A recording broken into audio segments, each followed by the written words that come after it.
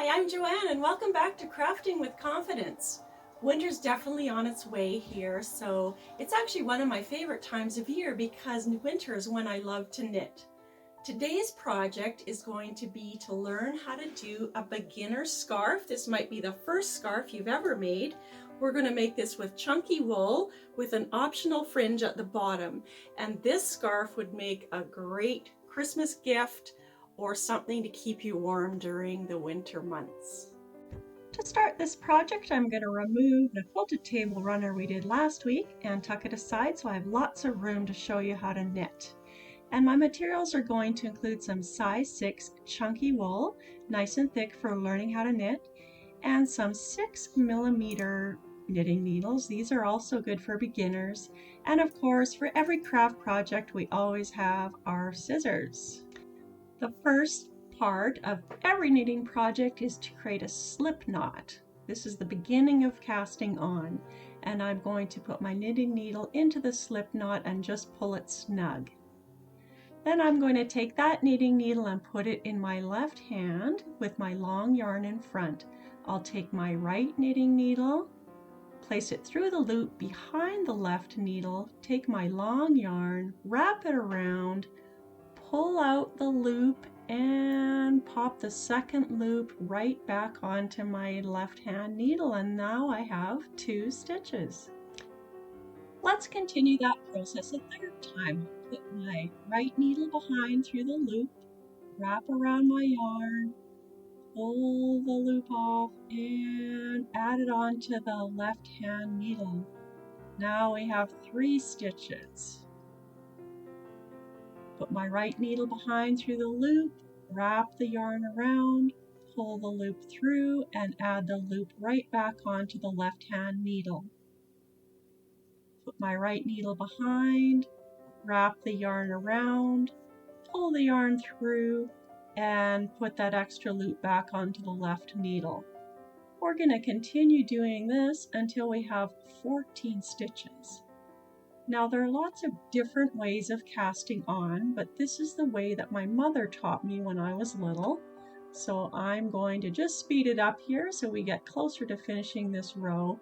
But I want you to know there's more than one way to cast on. I'm just going with what I learned a long time ago, and I think it's easy to learn. Getting there. And there's the last stitch that I'm going to place on the needle. Let's just count those stitches, make sure we have 14. And it's looking pretty darn good.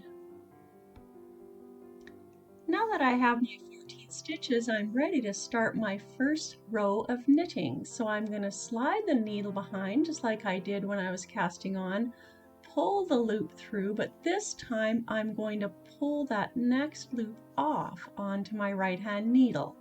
Slide it in, wrap around, pull the new loop through, and the old loop off to the right. So slide it in behind, wrap around, pull the loop through, and slide off the extra loop.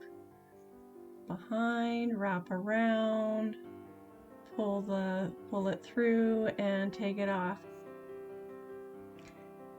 As you can see, I'm going to continue on going this way through my first row. I'll just speed it up a bit here so you don't have to slowly watch every stitch. But pretty soon I'll have made it through all 14 stitches, and then I will have completed my first knitted row. Let's see how that looks. There it is. I have my casting on row done and my first knitted row. Now I'm going to take that first knitted row, bring it over to the left, and I'm now going to do my second knitted row. Same thing as the first time, put my needle in behind, loop around, pull off the loop, and so on. So I'm going to continue doing exactly what I did in row 1, but this time I'm going to do that in row 2. At first you'll be quite slow at this. It takes a while to get the hang of it, but the more you knit, the faster you get at it. Also, at first it's a little hard to have your tension super even, but as you get more practice, you'll notice your stitches look more even. And there we're getting towards the end of that second row. And voila, 2 rows knitted. For the third row, I wanted to show you how I tuck one of my needles under my arm, and I find that just gives me a little more flexibility with my hand and allows me to knit with a little bit more stability. So I do recommend it if you want to give it a try. And there's the end of the third row. Now I like to think that everyone loves to knit, but in reality, it's not exactly everyone's cup of tea. But everyone can learn. Yeah, good. Good. Around. Yeah, you got it. It's really hard towards me. Towards you. And this guy's coming down and he's going to come through the hole there. Is this easy or hard? Extremely difficult. Oh. Keep going. Yeah, you're getting pretty good at it. If these guys can knit, anybody can knit. My young friends here picked up how to knit really, really quickly, and they're going to be on their way to their first scarf in no time at all. Look at that handy knitting.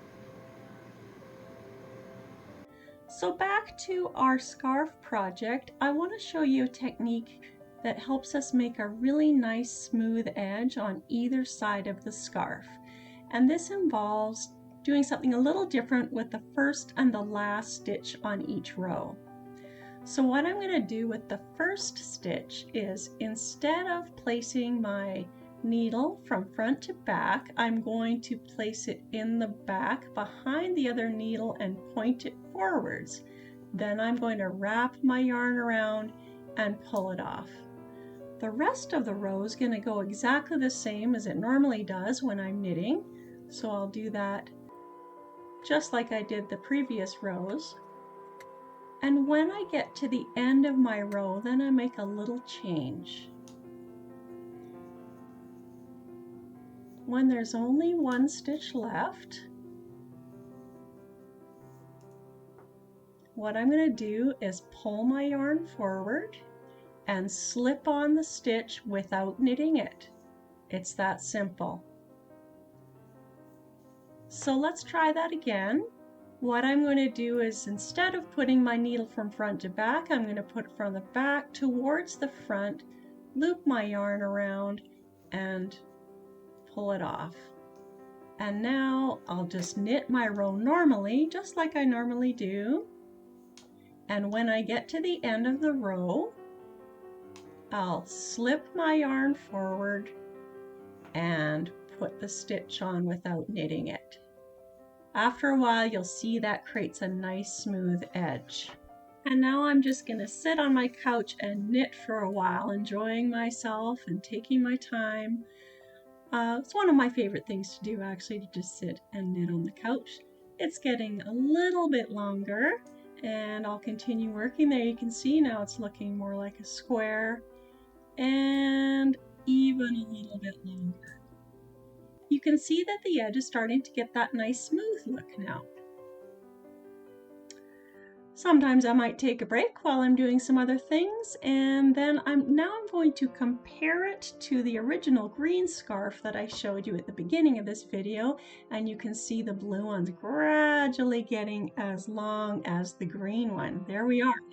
The last step in making the scarf is something called casting off. When I cast off, I knit a stitch, and then I knit a second stitch. And then what I'm going to do is take the first stitch and pull it over the second stitch. Then I stitch another one and I pull the first stitch over the second stitch like I did before. And I'm going to continue doing this through my whole row until I get to the end of the row, always knitting one and then pulling the first over. I'm going to end up at the end of the line with just one stitch left. So here I go towards the end. Then I'll pull the last one over and I'll have just one loop left. What I'll do now is I'm going to cut the yarn, make the loop bigger, and then I'm going to pull the yarn through the end of my loop, and I have now finished my scarf. There it is. That's exciting. If you've decided you'd like to make a fringe for your scarf, I'm going to show you what to do. As you can see, I've cut a bunch of long strips of wool, and now I'm going to take my crochet hook. These are about 8-inch lengths of yarn, and I'm going to fold them in half. I'll put my crochet hook through the end of my scarf, and then I'm going to pull through the tassel, and I will take the 2 loose ends and pull them through that loop, and voila, there we go. Now I have a little bit of fringe done. So now I'm going to take another piece of yarn, fold it in half, pull the folded end through with my crochet hook, and then I'm going to loop the loose ends through the folded end and pull it snug. I will continue doing this all along the edge, and there I have it. Now you'll notice it's a little bit uneven, so I could cut it with my scissors if I wanted to, or even better, I could use my quilting mat and roller and ruler, and I'm just going to zip this off nice and even. Boom. It's that easy when you use good tools. And there's the finished scarf. If you've enjoyed learning to knit and do other crafts with me, then may I ask you to please subscribe to my channel and join me for more crafting projects over the coming weeks.